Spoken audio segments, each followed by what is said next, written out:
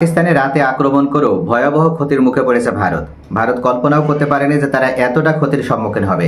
দাদাবাবুরা মনে করেছিল যে তারা ঘুমন্ত পাকিস্তানিদের উপরে রাতে আক্রমণ করবে এবং সেনাবাহিনীর অপ্রস্তুত বা অসতর্কতার সুযোগ নিয়ে তারা পাকিস্তানে যথেষ্ট ক্ষয়ক্ষতি সাধন করার পরপরই আবার তারা রিটার্ন চলে আসতে পারবে ভারতে। কিন্তু তাদের সেই ইচ্ছা বা তাদের সেই চেষ্টাটা সফল হয়নি।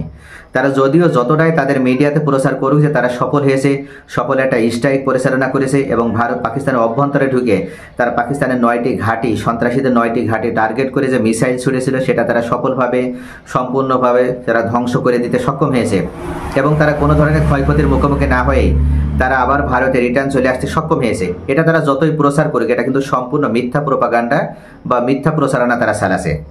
মূল বিষয় হচ্ছে যুদ্ধের প্রথম দিনে ভারত যেভাবে পাকিস্তানের কাছে ক্ষতিগ্রস্ত হয়েছে, হয়তো দ্বিতীয় দিন বা কখনো ভারত পাকিস্তানের বিরুদ্ধে যুদ্ধ করার সাহস আর দেখাবে না। কেননা যুদ্ধের প্রথম দিনে ভারতের 5টি যুদ্ধ বিমান পাকিস্তানি সেনাবাহিনী ভূপাতিত করেছে।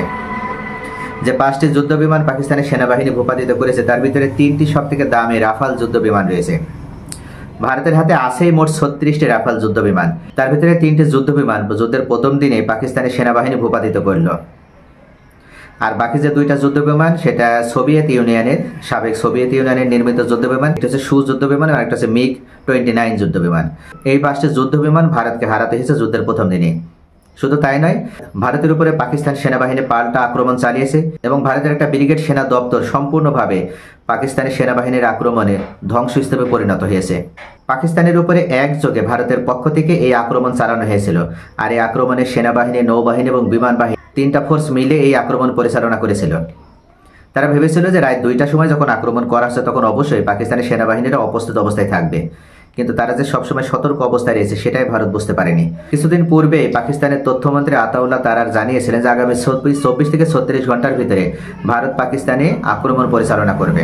তবে সেই সময়ের ভিতরে ভারত আক্রমণ না করলেও তার পরে ভারত আক্রমণ চালালো পাকিস্তানে এবং এই আক্রমণে ভারত কোনোভাবে জয়যুক্ত হতে পারেনি। ভারতের পক্ষ থেকে যদিও দাবি করা হচ্ছে যে তারা সামরিক বাহিনীকে উদ্দেশ্য করে কোনো হামলা চালায়নি, তারা মূলত পাকিস্তানের অভ্যন্তরে যে সন্ত্রাসী গোষ্ঠী রয়েছে তাদের 9টি ঘাঁটি টার্গেট করে হামলা চালিয়েছে এবং এই 9টি ঘাঁটি তারা সম্পূর্ণভাবে ধ্বংস করে দিয়েছে। তবে ভারতের এই আক্রমণে পাকিস্তানের কোনো সামরিক সৈন্য নিহত না হলেও 100-র উপরে সাধারণ নাগরিক নিহত হয়েছে। শুধু তাই নয়, আহতের সংখ্যা প্রায় 200-এর কাছাকাছি, অর্থাৎ এখন পর্যন্ত প্রায় 300 জন মানুষ হতাহত হয়েছে। ভারত মূলত কাপুরুষোচিত হামলা করেছে। তারা দিনের বেলা হামলা করতে পারেনি, তারা সরাসরি অ্যানাউন্স দেওয়ার মাধ্যমে হামলা করতে সাহস পায়নি। তারা অতর্কিত হামলা চালিয়েছে এবং রাতের অন্ধকারে তারা হামলা চালিয়েছে। মানুষ অপ্রস্তুত অবস্থায় ছিল, ঘুমন্ত অবস্থায় ছিল, আর ঘুমন্ত মানুষের উপরে মিসাইল নিক্ষেপ করে ভারত তাদের বীরত্ব দেখিয়েছে। ভারত এই কাজকে বিশ্বের প্রত্যেকটা রাষ্ট্র কাপুরুষোচিত আক্রমণ বলে সবাই অভিহিত করেছে। বিশেষ করে মার্কিন প্রেসিডেন্ট ডোনাল্ড ট্রাম্প জানিয়েছে ভারতের আক্রমণ অত্যন্ত ন্যাক্কারজনক এবং ঘৃণিত এবং যত দ্রুত সম্ভব ভারতের উচিত হবে পাকিস্তানের সাথে সমঝোতায় আসা। তবে যুদ্ধের প্রথম দিনে যেহেতু ভারতকে এত বড় ক্ষতির মুখোমুখি হতে হলো, পরবর্তীতে ভারত আর হয়তো আর কখনো সাহস পাবে না পাকিস্তানে আক্রমণ করার।